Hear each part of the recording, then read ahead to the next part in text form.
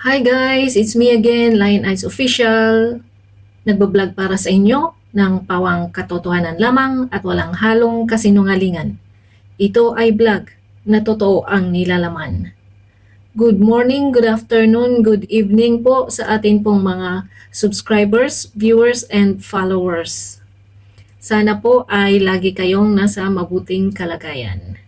So, kumusta po ang lahat? Lalong-lalo na po sa ating bansang Pilipinas. Nako po, ano na pong nangyayari sa ating bansa. So, ang atin pong topic ngayong gabi ay patungkol po dun sa press conference ng House of Representatives kahapon. So, pakinggan po natin kung ano po ang sinasabi ng mga chairman dito. Ito po yung chairman ng Committee on Good Government and Public Accountability. Okay, Big Samintak from Net 25. Okay, Chairman Chua, may recommendation si Congresswoman Pam Zamora na yung hearing bukas ng Blue Ribbon or the Good Government ay dapat na i-postpone to give way doon sa pag-appear ni VP Sara sa NBI regarding doon sa subpoena sa kanya. Anong decision po ng Chairman? Magandang umaga po sa inyo. Ay hapon po sa inyong lahat. Actually, kanina umaga po, hindi lang po si Kong Pami ang tumawag sa akin, hindi rin lang po si Kong Sia. Marami pong mga miyembro ang nagtumawag po sa akin patungkol po dito sa issue na to. Kaya po kami po kanina ay nagdesisyon na i-postpone yung committee hearing for tomorrow to pave way sa investigasyon po ng NBI nang sa ganun ay hindi naman po kami nagagamit bilang excuse para masagot po yung complaint po dito dahil naniniwala po kami ito pong issue sa NBI ay napakahalaga at ito po ay it concerns national security. Okay? Tingnan nyo po guys yung mga ating mga chairman sa House of the Representatives. Ang babait nila, no? They're giving way. That's why they postponed the hearing supposed to be today. But then they give way because of our VP. Kailangan niyang mag-attend ng investigation sa NBI dahil binigyan na po siya ng subpoena. So let's see what happened next. Kaya kami po ay nag-post na desisyon na i-postpone po muna ang committee hearing for tomorrow. Dagdagan ko lang din, don't get the committee wrong, no. These are both equally important na proceedings, especially itong hearings din natin in aid of legislation. Pero napaka-importante din po na masagot po yung mga tanong at kaukulang investigasyon po ng NBI. Kasi hindi naman po biro to. These are grave threats. Sabi nga po ni Chair, national security is at stake.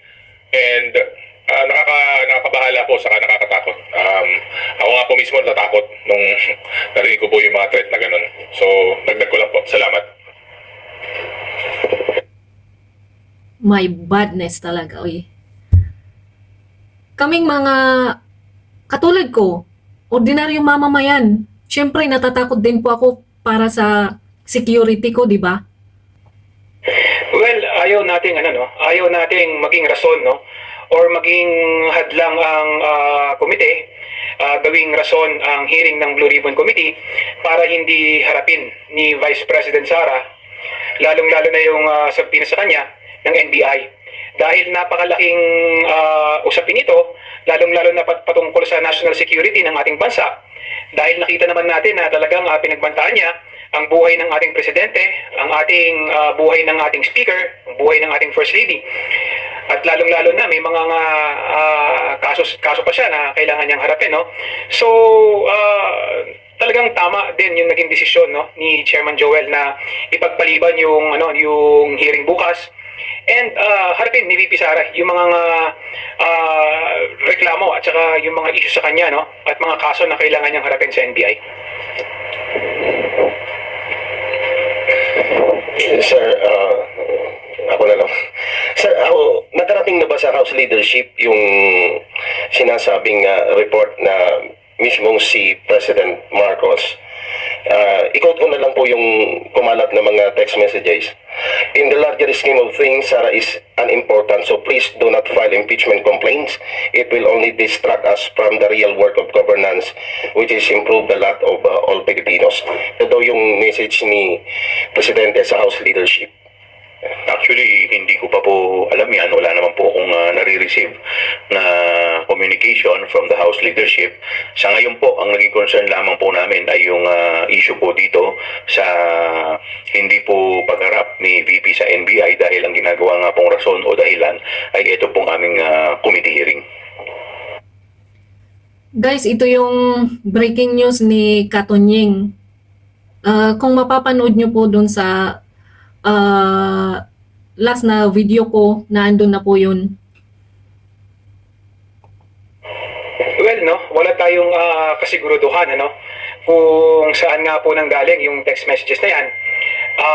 Pero kung ang pinag-uusapan ay impeachment, lahat naman ng tao, no, may karapatan na mag-file ng impeachment.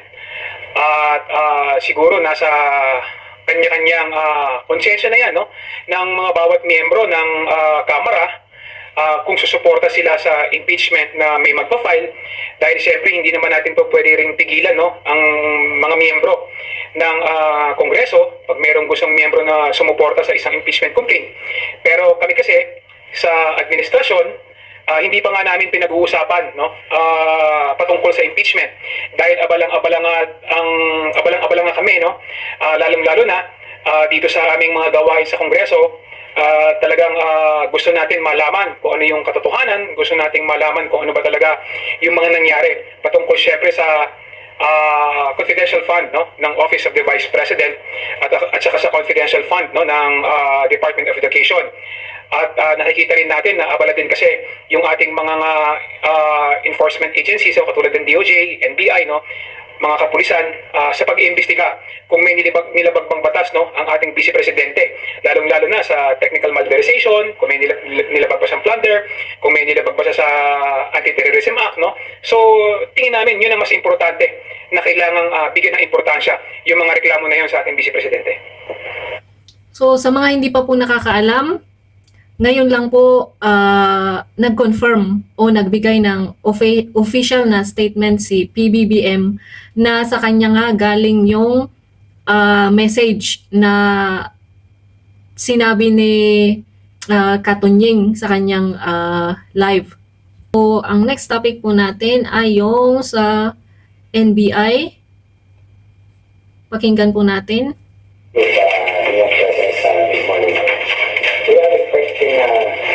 The Vice President to appear at 9 o'clock.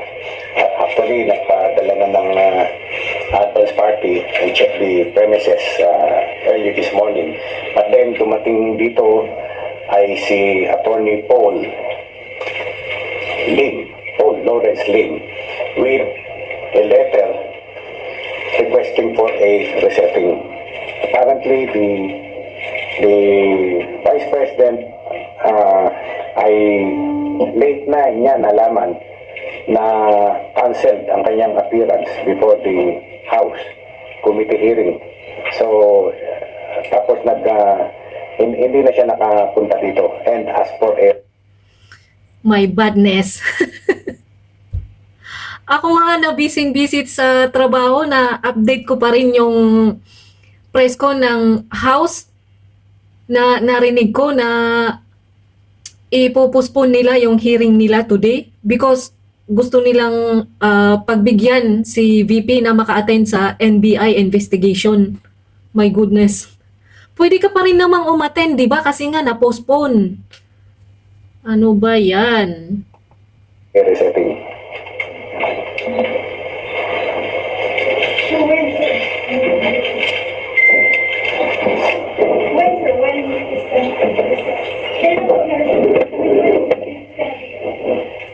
Wala siyang hiniling na petsa, but nag-usap kami tentatively we will set the appearance of the Vice President on the 11th of this month, December.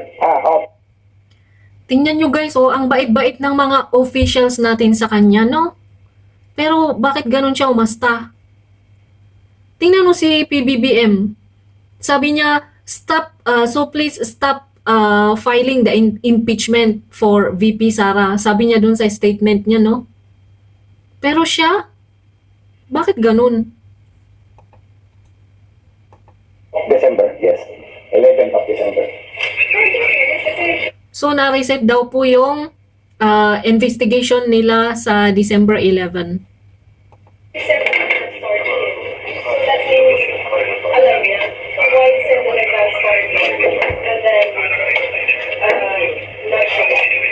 Hindi po natin alam yung padahilanan. No? Pero protocol po yun. Talagang security ng president, ng vice president, yung mga matataas na tao, talagang dumadating agad sa engagement and check the surroundings para yung sa security. No? Wala pong And one more thing, guys. Di ba ang dami niyang security? Marami siyang tauhan sa OVP. Bakit wala man lang nagsabi sa kanya na postpone pala yung hearing sa House? My badness. doon. Wala pong question doon. Sir, ano na pong plano ng NBI? Ano na pong next? Next is, meron siyang request, clear copy of the complaint filed against her, the documents initiated sa investigation, at yung mga possible questions na aming itatanong sa kanya. No? Dito talaga ako natawa, guys. Bakit siya humihingi ng possible questions sa investigation? Bakit? Bakit? Nakakatawa, no? Bakit ganun? Parang yung, alam mo, yun yung parang mag-e-exam ka, tapos hihingiin mo ang possible question sa teacher mo, ganun ba yun? Well, in the first place, ikaw ang gumawa ng ganitong eksena. Dapat, alam mo kung paano sagutin, di ba? My goodness. Tuloy. No? We will comply with the request dahil sa due process, no? Out of respect dahil siya yung pangalawang pinakamataas na opisyal ng ating See? Nanaig ang respect sa ating mga law enforcement officials. How about the VP? May respeto ba siya? Iyon ang tanong. bayan. We will comply with the request. Baka mamayang hapon lang, makakomply na kami. No?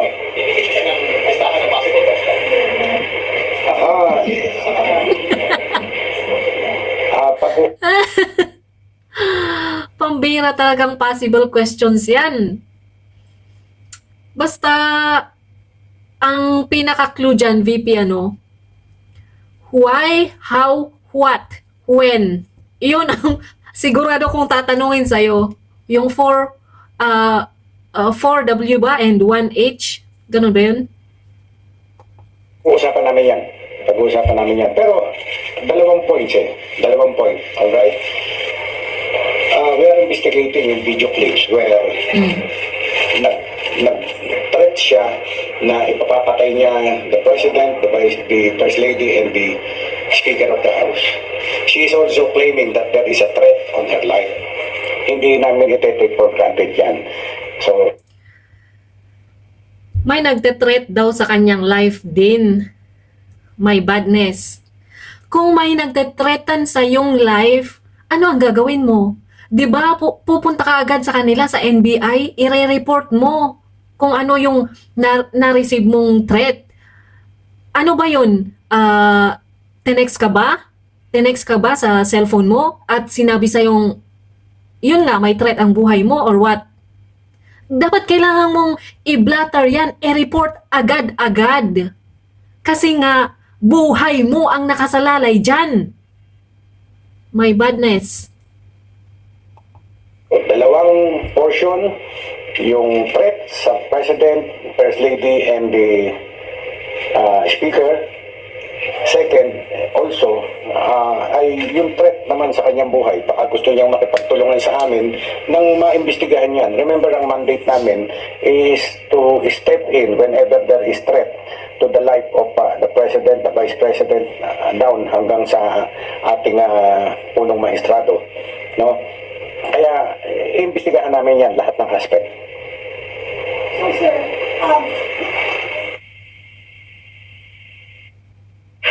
are you Singaporean or PR over 35 years old?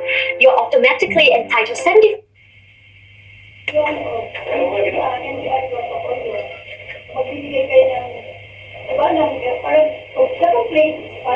Mahina talaga ang audio nila, guys. Possible questions. Isn't that allegation of process? Yun pong pagbibigay namin ng possible question ay pinag-uusapan pa nga namin. Pinag-uusapan pa namin mabuti. Sir, wag na po kayong magbigay ng possible questions. For what? Siya po yung gumawa ng eksena. Of course, alam niya kung ano yung isasagot niya. Sir, Hindi pa yun ang final na aming magiging action. But then, i-appraise namin siya kung ano yung iniimbestigahan namin. At sinabi ko nga sa inyo, ang iniimbestigahan namin, yung video clips where nag-threat siya na may nakausap na siyang tao na papatay kay Presidente, sa First Lady at sa Speaker. At yun ay gagawin pagka siya ay namatay. Yun, i-clarify natin maigi yun. Now, may claim din siya na there is a threat on her life. Vice President siya, imbestigahan din natin yan. Tatanungin namin siya, sino ba yung pinaghihinalaan mo? Kung ano, may ebidensya ba tayo doon sa pinaghihinalaan mo? Ano? ang hirap kasi dito kay VP. Ang dami po niyang sinasabing allegations, pero hindi naman po siya nagbibigay ng ebidensya. Maraming beses na po yan eh. May badness. Oh, ganun po yun.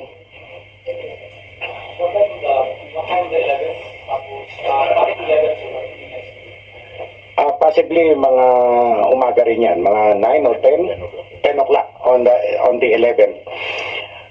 Bakit ganun kalayo? Para mabigyan siya ng pagkakataon na mag-prepare. And also, we will in the Ang bait-bait niyo naman, sir. That's too much kindness of you.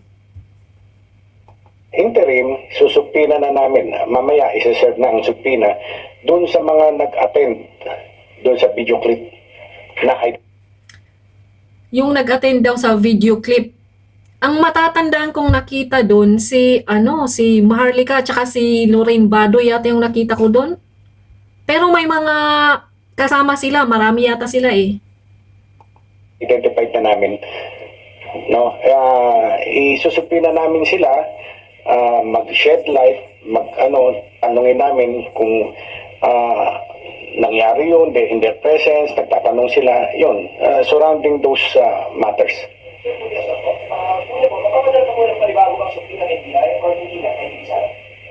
Kay BP Sara, yun nga, ipapernis namin siya. Yung mga katanungan niya dito, reply yun, which already include the invitation for her to appear before us on the 11th of December.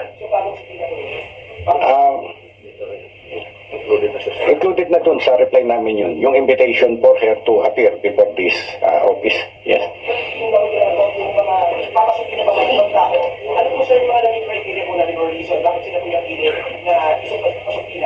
Yung mga identified namin.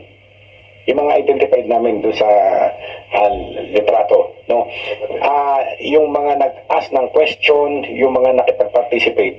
Pero yung nandun lang, nasa Zoom meeting lang, nakanganga lang na ganyan, hindi na namin isusupina yun.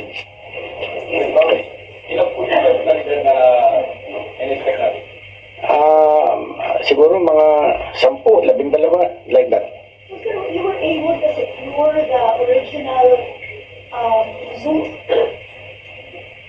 Yes, na-authenticate na namin yun. We found out that the same is not It's not AI generated.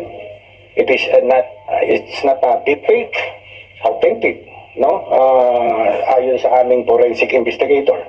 And we have already requested the Facebook to preserve it. So, sir, how many? Yung identified at how many yung participants? Marami yun, actually. Marami. more than 20 ang participants doon. But then, sabi ko nga sa inyo, some of them ay nandun, like now, nandyan lang kayo. Ano naman kasalanan nyo kung ako'y gumagawa ng krimen? Wala, nandyan lang kayo.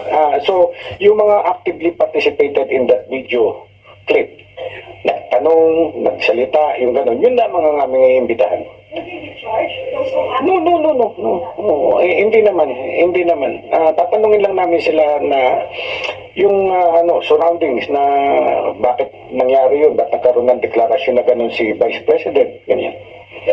Kasi ang sabi kasi ni VP Sara noong isang araw, well documented at parang ang pressure, ongoing pa rin ang press sa kanya at sa pamilya niya. Alright. Kung sa December 11 pa yung magiging issue, paano matutugunan yung press? Ano ba dapat meron ng urgency na matugunan yung press sa kanya? Nasa sa kanya po yun eh. Kung Hindi mo talaga alam kung totoo itong sinasabi ni VP Sara na may threats daw siya. Kasi pag meron nga, kailangan agad-agad nire-report yan sa law enforcement agency. Hindi pwedeng anong tawag doon? Hindi pwedeng ipagwalang bahala kasi nga buhay niya ang nakasalalay doon. Iyon yung tinatanong nung isang reporter. So sa palagay nyo guys, totoo ba yung death threats sa kanya or gawa-gawa lang? Well, nasa inyo po yung mag-analyze mga kababayan. So dito ko na po tinatapos ang aking topic for tonight. Thank you so much for watching. Sa mga hindi pa po nakapag-subscribe sa ating channel, mag-subscribe na po, paki-like, press na rin po yung ating notification bell para updated po kayo sa ating mga videong i-upload. So, good night everyone. God bless us all. I love you all.